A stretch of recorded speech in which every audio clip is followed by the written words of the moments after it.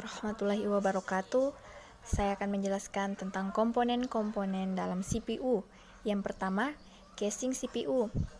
Casing CPU biasanya terbuat dari plastik dan beberapa juga terbuat dari besi, stainless, dan lain sebagainya. Casing ini berguna untuk melindungi berbagai komponen-komponen yang terdapat dalam CPU, tentunya untuk lebih melindungi dari debu, panas, air, atau hal-hal lain yang dikhawatirkan akan mengganggu kinerja CPU itu sendiri. Selain itu, casing juga berfungsi sebagai tempat kita meletakkan dan memasang berbagai komponen seperti motherboard, power supply, optical disk drive, hard disk, dan masih banyak yang lain. Yang kedua, motherboard. Motherboard ini merupakan sebuah papan sirkuit tempat berbagai komponen elektronik dan komputer lainnya dipasang dan bisa terhubung satu dengan yang lain. Adapun komponen-komponen yang menjadi bagian inti dalam motherboard ini adalah prosesor, sound card, video card, hard disk, dan lain sebagainya. Motherboard juga berfungsi sebagai media penghubung untuk setiap komponen komputer agar dapat saling berkomunikasi dengan komponen komputer lainnya.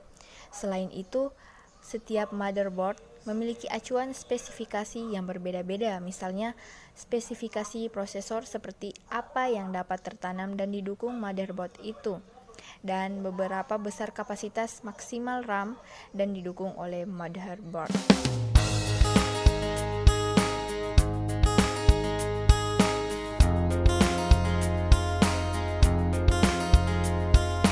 Tentang prosesor dan bagaimana fungsinya dan cara kerja dari prosesor. Jadi prosesor adalah salah satu komponen inti yang terdapat dalam CPU komputer. Sebab jika tidak ada prosesor, kemungkinan perangkat komputer tidak dapat bekerja sama sekali. Oleh sebab itu, banyak yang menyebutkan bahwa prosesor adalah otak dari komputer. Semua proses maupun perintah akan dikerjakan pada prosesor meskipun masih lainnya. Maka demikian, semakin tinggi kecepatan suatu prosesor, maka semakin cepat pula komputer dalam memproses berbagai macam data. Adapun yang perlu teman-teman ketahui yaitu fungsi dari prosesor. Fungsi prosesor ini ada 3. Yang pertama itu control unit atau CU. Semua peralatan pada sistem komputer dikendalikan dan diatur oleh bagian ini. Perpindahan data dari memori utama dieksekusi di bagian CU ini, untuk kemudian dikirim kembali hasilnya ke memori utama. Setelah itu layar monitor akan menampilkan hasil outputnya atau hard disk akan menyimpan data hasil olahan tersebut. Yang kedua yaitu arithmetic and logical unit. Jadi aritmatik ini adalah perhitungan matematika atau aritmetika. Semuanya dilakukan pada bagian ini, tanpa terkecuali. Selain itu, apabila program atau software yang sedang kita gunakan mengalami masalah, maka akan ada informasi peringatan kesalahan yang tampil di monitor. Yang kesemuanya itu dilakukan di bagian ini. Intinya bagian ini kerjanya. Di sini saya akan menjelaskan tentang kipas prosesor. Jadi kipas prosesor ini adalah komponen yang merupakan sebuah perangkat yang dipekerjakan untuk membantu kinerja suatu prosesor. Kipas prosesor ini berfungsi sebagai pendingin dan menjaga agar suhu prosesor tetap dingin dan stabil. Hal ini bertujuan agar perangkat prosesor komputer kita tidak cepat overheat maupun rusak.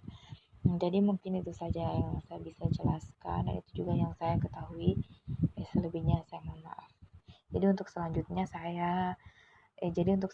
materi alat-alat yang lainnya akan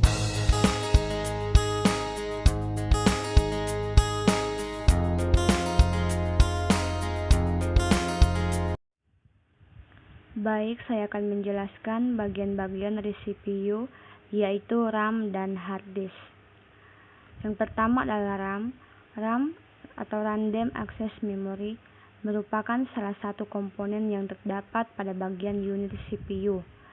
RAM juga memiliki kedudukan yang penting bagi perangkat komputer. Komponen yang satu ini bekerja sebagai tempat menampung data sementara yang telah diproses prosesor sebelum dilanjutkan kepada komponen-komponen lain. RAM juga dapat diganti dengan ukuran kapasitas yang lebih besar ataupun kecil. Namun hal ini juga harus menurut maksimal RAM yang terdukung di motherboard. Sebesar apapun kapasitas memori RAM, tapi jika hal itu tidak didukung oleh motherboard, maka bisa dipastikan hal ini tidak dapat terbaca oleh suatu perangkat komputer. Fungsi utama RAM adalah untuk menyimpan data sementara dari suatu aplikasi yang bisa dijalankan secara acak. Setiap aplikasi di dalam sistem komputer akan langsung berjalan dan juga beroperasi menggunakan RAM. Jadi kapasitas RAM yang sangatlah penting, terutama untuk keperluan multitasking dan juga penggunaan aplikasi yang berat seperti game. Pada saat ini, RAM dan prosesor akan saling bekerja sama untuk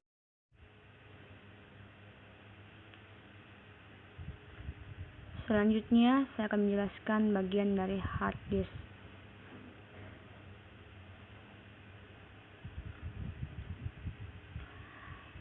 Hard disk merupakan bagian lain dari CPU. Hard disk berisi sebuah piringan atau cakram yang bertugas untuk menyimpan dan juga membaca data. Fungsi hard disk sebagai sebuah media penyimpanan data. Fungsi utama dan juga terpenting dari hard disk adalah untuk media penyimpanan instruksi dari sistem operasi yang digunakan untuk menjalankan CPU. Sistem operasi ini kemudian akan mempermudah Anda dalam menggunakan sebuah komputer.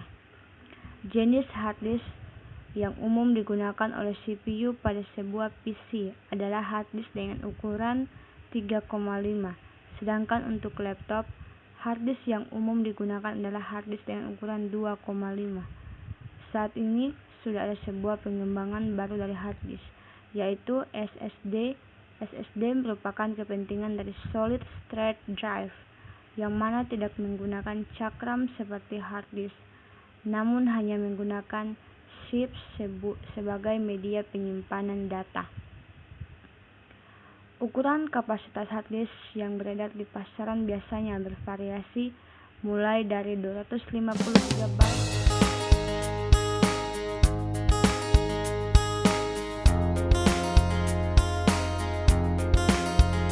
seperti ini. Nah, sekarang saya sudah berada di depan laptop. Pastikan laptop teman-teman semua dalam keadaan menyala atau hidup. Kemudian, apa fungsi dari CD atau DVD ROM itu? Nah, CD atau DVD ROM itu untuk menulis dan membaca kaset atau kepingan CD seperti ini, CD-nya atau kasetnya. Nah, selain itu, CD atau DVD ROM itu dapat digunakan untuk mengcopy data dari CD ke laptop atau komputer kita. Demikian sebaliknya, dapat juga memindahkan data dari laptop atau komputer kita ke dalam CD tadi. Caranya bagaimana, teman-teman? Yang pertama adalah pastikan komputer sudah menyala atau hidup. Kemudian kita tekan tombol yang ada di samping kanan laptop seperti ini, teman-teman ya. Ada tombol, kita tekan. Kemudian kita tarik pelan-pelan. Selanjutnya masukkan kasetnya. Jangan lupa kita pastikan dengan cara diputar seperti ini bahwasanya ini untuk memastikan kaset kita sudah berada pada posisi yang benar. Selanjutnya kita dorong atau kita tekan ke dalam. Pastikan sudah terkunci DVD ROM-nya. Lanjut, praktekkan begitu. Selanjutnya, VGA gambarnya seperti ini. VGA merupakan perangkat keras pada komputer yang berfungsi sebagai pengolahan data grafis sebelum ditampilkan ke monitor. Jadi VGA inilah yang mengolah video, gambar, atau tulisan saat kita menghidupkan komputer. Nah, tanpa VGA maka layar komputer dipastikan tidak dapat menampilkan gambar atau tulisan yang ada pada komputer kita.